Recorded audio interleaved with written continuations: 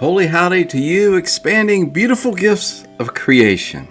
Precious ones, today's spiritual nectar is entitled, Do We Keep Ourselves from Tasting the True Tea of Life?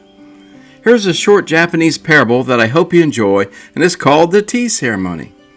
There was an American professor who had made a lifetime study of the Japanese tea ceremony. He was the Western expert. He heard there was an elder living in Japan who was a master of the tea ceremony. So he made a special trip to Japan to see him. He found the master living in a small, humble house on the outskirts of Tokyo, and they sat down to have tea together.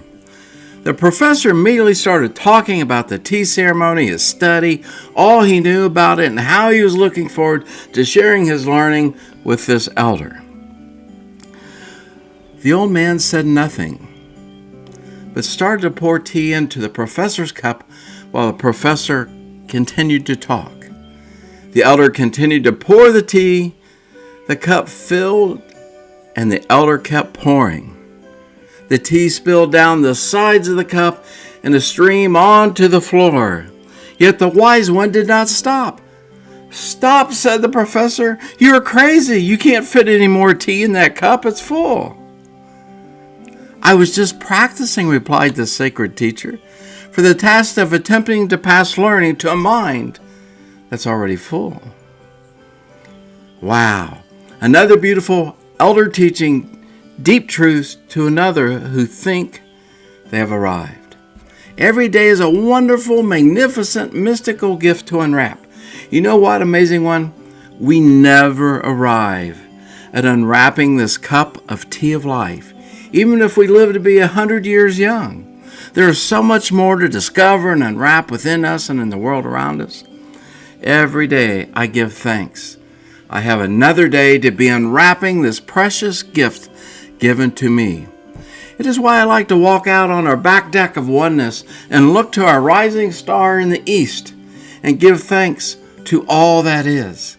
I feel the warmth even on a winter day. Yeparu, every breath is sacred, every step is sacred. And I say this, living one, with health challenges, which are blessings to me. They make sure my cup is not full in my heart and in my thoughts, and plenty of room for more tea of life. You see, my walking ability is decreasing. A family member has donated a ramp system to be placed out front. Some days I struggle with walking with balance. Yes, indeed, every step is sacred, and I give thanks for those steps I make in utter delight. There was one area I thought maybe my cup was getting full, like the professor in the parable. And that was teaching at the time for 36 years on pure love before my near-death experience on today, November 29th, but it was in 2018.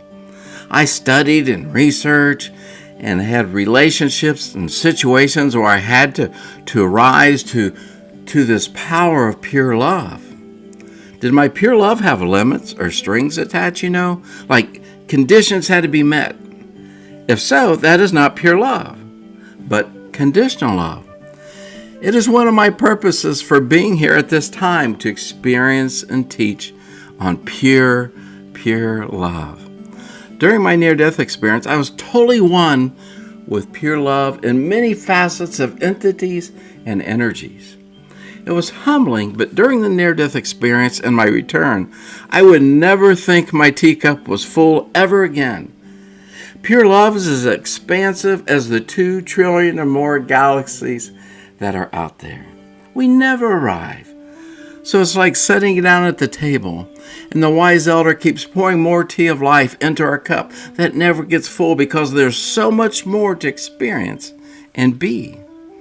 This is another reason why Rev always does releasing ceremonies, even if it's just with a lit candle at the table or in the shower, utilizing the water or utilizing the wind people to rid of these limited thoughts and feelings. Thank you for stopping by.